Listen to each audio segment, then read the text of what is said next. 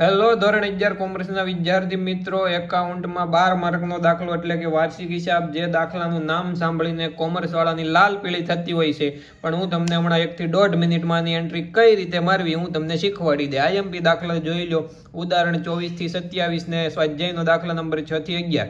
હવે આમાં એવું છે કે તમે ઉદાહરણના દાખલા કરશો તો સ્વાધ્યાયના આવડશે, સ્વાધ્યાયના કરશો તો તમે ઉદાહરણના આવડશે. તો તમારે સ્વાધ્યાયના કરી નાખવાના એટલે ઉદાહરણ આપોઆપ તમને આવડી જાય. બધું એક સરખું જ છે. ફટાફટ આપણે જોઈ લઈએ.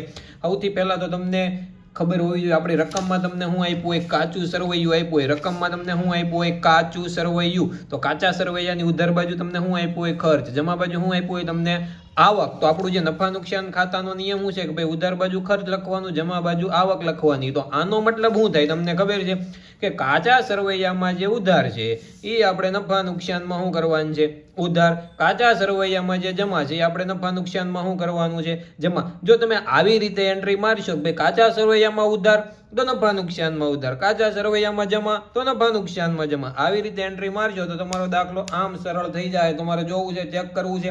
કાચા સરવૈયાની ઉધાર બાજુ શું, ખર્ચ. તો આપણે નફા નુકસાનની ઉધાર બાજુ ખર્ચ, જમા બાજુ જમા. એટલે કાચા સરવૈયામાં જે ઉધાર હોય એ નફા નુકસાનમાં ઉધાર, કાચા સરવૈયામાં જે જમા હોય એ નફા નુકસાનમાં જમા. ટ્રાય કરવી છે, ચાલો આપણે ટ્રાય કરવી. પણ એટલું પાછું યાદ રાખવાનું કે વેપાર ખાતું હોય તો ઉધાર બાજુ ખરીદી આવે, જમા બાજુ શું આવે, વેચાણ આવે. પછી આ મજૂરી નામા ગાભા વેપાર ખાતામાં આવે. આ જેટલું જેટલું લેખ્યું છે એટલું યાદ રાખી લેજો તમે. આ બાજુ જે તમને આપ્યું છે એટલું હાલો ને થોડુંક આપણે સમજી લેવી કે નફા નુકસાનની ઉધાર શું લખવાનું. તો કે કાચા સરવૈયામાં ઉધાર હોય. ચાલો આપણે અહીંથી શરૂ કરીએ. નફા નુકસાનમાં ઉધાર શું લખવાનું, કાચા સરવૈયામાં ઉધાર હોય. તો આપણે સ્ટોકથી શરૂ કરવી. તો સ્ટોક શરૂનો છે એટલે સોરી વેપાર ખાતામાં આવશે. આમાં ગાભા ક્યાં આવશે, તો તમને મેં કહી જ દીધું છે કે વેપાર ખાતામાં આવશે. હાલો અહીંથી આપણે સમજવી પગાર. તો પગાર તમને કઈ બાજુ આપ્યો છે, ઉધાર બાજુ આપ્યો છે ને ભાઈ, ઉધાર બાજુ. તો તમને ખબર નથી ક્યાં આવે, તો અહીંયા ઉધાર આપ્યો છે. નફા નુકસાનમાં ક્યાં આવશે, ઉધાર બાજુ. તો નફા નુકસાનની ઉધાર બાજુ લખી દેવાનો પગાર. આ આપણી ઉધાર બાજુ છે, જે આપ્યું એ લખી દેવાનું. ચાલો આગળ જોઈ. પછી છે મજૂરી. મજૂરી વેપાર ખાતામાં આવે. એ બધું હું તમને સમજાવું છું, બધું યાદ રાખતા શીખવાડી દે, ધીરજ રાખજો તમે. પછી ઓફિસ ખર્ચા ક્યાં આપ્યા છે, ઉધાર. તો નફા નુકસાનમાં ક્યાં આવશે, ઉધાર બાજુ. તો અહીંયા ઠોકવાના ઓફિસ ખર્ચા ઉધાર બાજુ. ઉધારનું ઉધાર, જમાનું જમા કરો ને તોય માર્ક આવી જાય. પછી તો મળેલ વ્યાજ. તો મળેલ વ્યાજ હવે આમાં સમજ્યા જેવું છે. મળેલ વ્યાજ ક્યાં આપ્યું છે, જમા. ક્યાં આપ્યું છે, જમા. કાચા સરવૈયામાં જમા આપ્યું હોય તો નફા નુકસાનમાં ક્યાં લખવાનું, જમા. હવે મળેલું હોય કે આપેલું હોય આપણે કાંઈ લેવા દેવાથી જમા આપ્યું હોય જમા લખવાનું, ઉધાર આપ્યું હોય તો કઈ રીતે લખવાનું, ઉધાર. હજી આગળ જો મળેલ વટાવ કઈ બાજુ આપ્યો છે, જમા. તો આપણે કઈ બાજુ લખવાનું, જમા બાજુ. એટલી ખબર પડી તમને. જમા આપ્યું હોય તો આવી જ મોટી ભાગની એન્ટ્રી હોય. અમુક એન્ટ્રી ન આવડે તેના માર્ક જાય, બાકી એટલું તો તમને આવડી જાય. મળેલ વ્યાજ, મળેલ કમિશન ક્યાં આવે, જમા બાજુ. હવે આ દેવી ઊંડીની બધું હમણાં તમને યાદ રાખતા શીખવાડું છું, આખું યાદ રાખતા શીખવાડું છું. ન ખબર પડે તો કાચા સરવૈયામાં ઉધાર હોય, નફા નુકસાનમાં ઉધાર, જમા હોય જમા. પણ એટલું યાદ રાખી લેવાનું. ખરીદી વાળું હોય અહીંયા એક વેપાર ખાતાનું ઉધાર બાજુ શું આવે, શરૂનો સ્ટોક. શું આવે, શરૂનો સ્ટોક. પછી એક આવે ખરીદી મજૂરી આમાં ગાભા. આમાં કન્ફ્યુઝન થાય તો વેપાર ખાતાની ઉધાર બાજુ આમાં ગાભા અને નફા નુકસાનની ઉધાર બાજુ જામા ગાભા. પછી અહીંયા વેચાણ. પછી આમાં જામા ગાભા થઈ ગયો આપણે. પછી વેપાર પાકા સરવૈયામાં જુઓ તમામ દેવા, એટલે જે વસ્તુ લીધા પછી દેવી પડે ને એને દેવા કહેવાય. તો લોન ક્યાં આવે, મૂડી દેવા બાજુ. ગમે લોન હોય ઠોકી દેવાની, મૂડી દેવા બાજુ. પછી લેણદાર અને દેવી ઊંડી. પછી આ બાજુ શું આવે, ચૂકવવાના બાકી એટલે ચૂબા દે અને દે એટલે અગાઉથી મળેલ. આવું હોય ને ક્યાં આવે, મૂડી દેવા બાજુ. ચાવી યાદ રાખજો, ચૂબા દે એટલે પેલો અક્ષર જોવાનો. ચૂકવવાના બાકી ખર્ચા હોય તો ચૂબા આવ્યું તો ક્યાં આવે, દે. ચૂબા દે, દે. અહીંયા અચ્ચુ મિલે, મબા મિલે એટલે અગાઉથી ચૂકવેલા અને મળવાના બાકી. એટલે અગાઉથી ચૂકવેલા આખો શબ્દ તમને આપ્યો, પેલો અક્ષર લેવાનો. અગાઉથી ચૂકવેલા એટલે અચ્ચુ મિલે, મબા મિલે. આવી રીતે બોલશો ને એટલે તમને યાદ આવી જાય. ચૂકવવાના બાકી ખર્ચા એટલે ચૂબા દે, દે, અચ્ચુ મિલે, મબા મિલે. પછી છે રોસી બેસી 5 મિલે. કોણ, રોસી બેસી 5 મિલે એટલે રોકડ શિલક, બેંક શિલક. પાકા સરવૈયામાં ક્યાં આવે, મિલકત લેણા બાજુ એટલે રોકડ શિલક. અને કઈ શિલક? બેંક શિલક. ક્યાં આવે? મિલકત લેણા બાજુ. તમામ મિલકત એટલે ક્યાં આવે?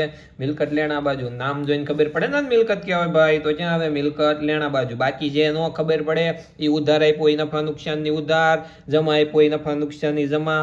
આવી રીતે કરશો ને ભાઈ તો 11 માંથી તમારા ઘણા બધા માર્ક આવશે. 4 એન્ટ્રી 1 માર્ક હોય એટલે આવું ને આવું તમને મળી લે. હાલો એટલું શીખ્યા પછી આપણે આખા દાખલાનું ટેસ્ટિંગ કરવી. આખા દાખલો એટલે પછી એક આ જો મૂડી દેવા બાજુ એક બીજી વસ્તુ આવશે, મૂડી અને ઉપાડ. રેડી? ચાલો 1 2 3 ગો. મૂડી હમણાં મેં તમને શીખવાડ્યું. મૂડી અને ઉપાડ ક્યાં આવે? મૂડી દેવા બાજુ. પછી નેક્સ્ટ ખરીદી અને વેચાણ. તો ખરીદી અને વેચાણ ક્યાં આવે? તો ખરીદી અહીંયા. વેપાર ખાતાની ઉધાર, વેચાણ વેપાર ખાતાની જમા બાજુ. ખરીદ પરત ખરીદીમાંથી બાદ ને વેચાણ પરત વેચાણમાંથી બાદ. શરૂનો સ્ટોક ક્યાં આવે? હમણાં તમને શીખવાડ્યું કે વેપાર ખાતાની ઉધાર બાજુ. પછી આમાં ગાભા આવક માલ ગાડા વાળું ક્યાં આવે? વેપાર ખાતાની ઉધાર બાજુ શીખવાડ્યું. આગળ પછી પગાર. પગાર ક્યાં આપ્યો? ઉધાર. તો આપણે નફા નુકસાનમાં ક્યાં લખવાનો? ઉધાર બાજુ. કારણ કે તમને શીખવાડ્યું ને જે ન આવડે એ નફા કાચા સરવૈયામાં ઉધાર હોય, નફા નુકસાનમાં ઉધાર, જમા હોય જમા. ખબર ન પડે તોની વાત છે, મોટા ભાગનું એવું જ હોય. પછી આ મળેલ ડિબેન્ચર વ્યાજ ક્યાં આપ્યું? જમા. તો આપણે નફા નુકસાનમાં ક્યાં લખવાનું? જમા. અહીંયા જમા બાજુ. પછી જે મળેલ વટાવ ક્યાં આપ્યો? જમા. ક્યાં લખવાનું? જમા બાજુ. લોન. લોન ક્યાં કીધું ને તમને, ગમે એ લોન હોય લીધા પછી દેવી પડે. દેવાની વસ્તુ ક્યાં આવે? મૂડી દેવા બાજુ. હાલો આગળ દેવી ઊંડી. દેવી ઊંડી ક્યાં યાદ રાખવાનું કીધું હતું? અહીંયા. હાલો પછી આગળ છે આપણા ફરી કેમ જાય છે કેમેરો? હાલો દેવાદાર. તો દેવાદાર તમને ક્યાં યાદ રાખવાનું કીધું હતું? અહીંયા આગળ. પછી છે લેણી ઊંડી. લેણી ઊંડી ક્યાં યાદ રાખવાનું કીધું હતું? અહીંયા. આવડે નાખો દાખલો ભાઈ, એટલું તમે યાદ રાખો તો.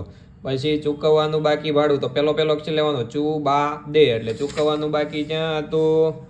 મૂડી દેવા બાજુ. એવી રીતે તમને આખો દાખલો ભાઈ આવડી જાય, પણ તમને એટલું આવડતું હોવું જોઈએ. અને જે તમને ન ખબર પડે એ નફા નુકસાનમાં ઉધાર જમા કરવાનું છે. ન ખબર પડે તો કાચા સરવૈયામાં ઉધાર આપ્યો હોય, નફા નુકસાનની ઉધાર જમા આપ્યો. હવે એટલું જ યાદ રાખવાનું છે. વેપાર ખાતાની ઉધાર ખરીદી, આમાં શું કરવાનું છે? વેચાણ. મજૂરી, આમાં ગાભા જામા ગાભા. પછી તમામ દેવા, લેણદાર, દેવી હુંડી, લોન, ચુબા દે, દે, અહીંયા દેવાદાર, લેણી હુંડી, રોસી બેસી 5 મિલે, અચ્ચું મિલે, મબા મિલે. એટલું યાદ રાખી જે વધે એ નફા નુકસાનમાં ઉધાર આપ્યો હોય ઉધાર, કાચા સરવૈયામાં, કાચા સરવૈયામાં જમા આપ્યો હોય તમારે જમા એન્ટ્રી ઠોકવાની છે તમારે.